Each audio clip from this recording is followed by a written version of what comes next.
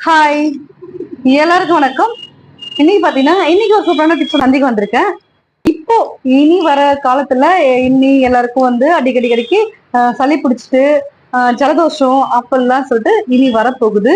So அதுக்காக முன்னாடியே ஒரு சூப்பரான ஒரு டிப்ஸ் சொல்றேன். இந்த டிப்ஸை ஃபாலோ பண்ணுங்க. இந்த டிப்ஸை யூஸ் பண்ணிட்டு நீங்க மற்றவங்களுக்கும் இதை ஷேர் பண்ணுங்க.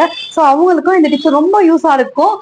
என்ன டிப்ஸ்ன்னா, இந்த மழை காலத்துல இனி எல்லாருக்கும் சளி பிடிக்கும்.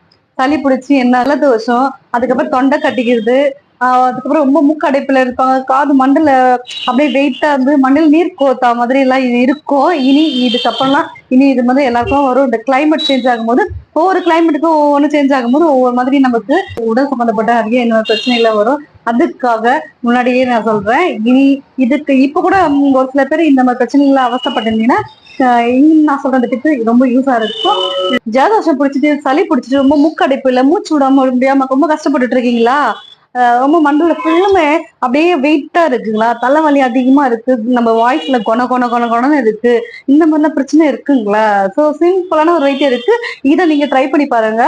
ஒன்றும் இல்லை, நம்ம முகத்துக்கு பூசுற மஞ்சள் இருக்குங்களா, சுத்தமான முகத்துக்கு பூசுற மஞ்சள், அந்த சுத்தமான மஞ்சளும் நம்ம கல் உப்பு இருக்குங்களா, கல் உப்பு ஒரு கைப்பிடி அளவு கல் உப்பும் ஒரு சின்ன ஒரு பிடி அளவு சுத்தமான முகத்துக்கு பூசுற மஞ்சள், குழம்பு மஞ்சள் கிடையாது, முகத்துக்கு பூசுற மஞ்சள், அந்த மஞ்சளையும் கல் உப்பையும் சேர்த்து நல்லா மிக்ஸ் பண்ணி எடுத்துக்கங்க. ஒரு பலம் எடுத்துட்டு அதை நீங்க நல்லா சுடுதண்ணி வேது பிடிப்பீங்கல்ல, வேது பிடிக்கிற மாதிரி நல்லா சுடுதண்ணி நல்லா காய வச்சு நம்ம வேது பிடி மாத்திரையும் சரி அது இதுன்னு சொல்லிட்டு தைல எல்லாம் போட்டு பிடிப்பீங்க. அதுக்கு பதில் இந்த உப்பு மஞ்சளும் நீங்க போட்டு வேது பிடிச்சு பாருங்க.